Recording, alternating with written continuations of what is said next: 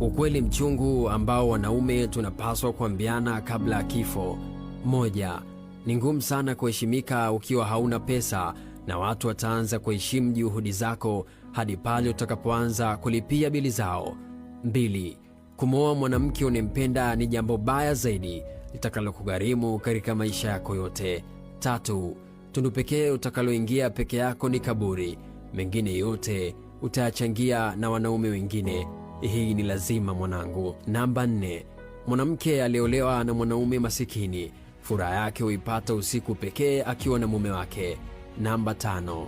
Usimhukumu baba yako kama hauna familia, haujaoa wala hauna mtoto. Kila siku unamzungumzia vibaya baba yako, huo ni upumbavu, kwani mwanaume pekee anayetaka ufanikiwe na umzidi katika maisha yako ni baba yako, hivyo mpe heshima anayostahili. Namba 6.